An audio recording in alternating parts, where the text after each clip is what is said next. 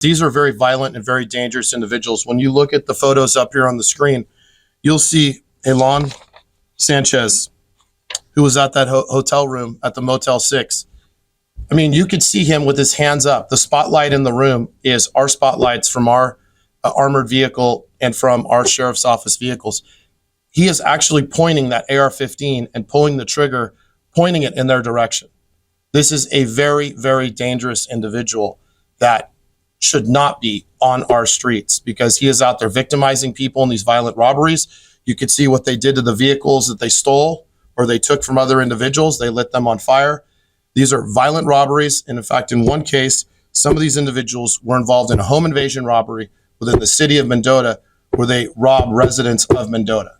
And then we look back to the Shasta Market and the other armed robberies that occur. These are very dangerous individuals that were involved in pursuits with our deputies and other allied law enforcement agencies. They resisted arrest. They refused to give up.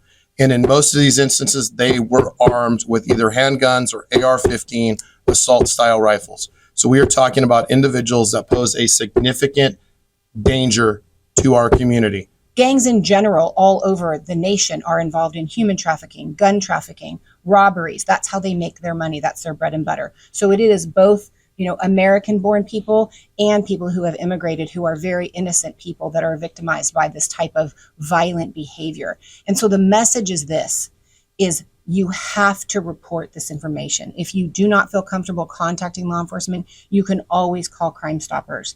It's very easy to do. It's 100% anonymous. We don't ever get the names of people that call Crime Stoppers. But if you can offer a tip to say, this is where they are, or this is what they're doing, or they robbed a store at this place, because oftentimes the intimidation factor for gangs is so strong in these small communities that really good people are fearful.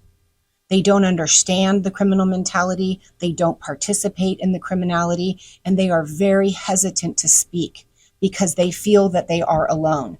And if they do have the addition of being immigrants, especially now in the environment that we're living in, people are scared and they are confused. They don't know what is going to happen. And so they are more hesitant to call law enforcement. And that's why we are here today talking about these cases specifically, because that area of the county is susceptible for this type of behavior. If you remember back several years ago, we did a very large operation called Blue Inferno that focused on the MS-13 gang.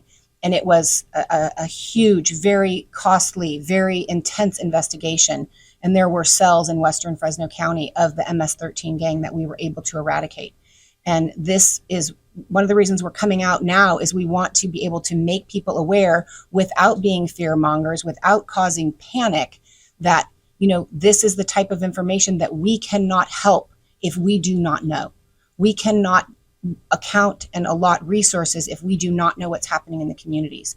So there are several ways to report. You can call the Sheriff's Department or you can call Crime Stoppers and be anonymous, but it's very important for people, even who are here illegally, to contact law enforcement in some way that they feel comfortable with so that we can help.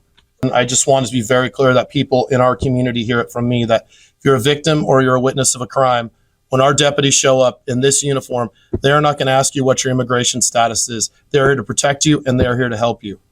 Now, if you're one of these criminals and Immigration Customs Enforcement catches up with you later or when you get in our jail in compliance with SB 54, then my message is don't be out in our community committing crimes. But if you're the victim or a witness to a crime, I encourage you to call us.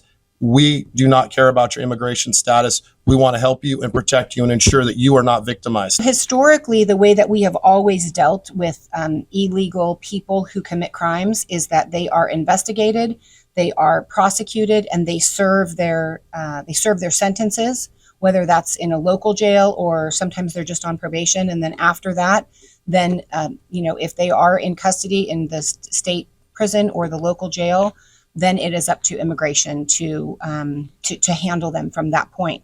We do have restrictions here now in the state of California about turning those people over. And so for the last 4 or 5 years, we have not seen as many deportations as we did 10 years ago. And I've been around a long time. I'm heading for my 3rd decade in this business. And when I was a very young prosecutor, pretty much everybody got deported that was a felon as soon as they finished their sentence. And that's not been the case. So that is really a question for the feds and for the immigration people.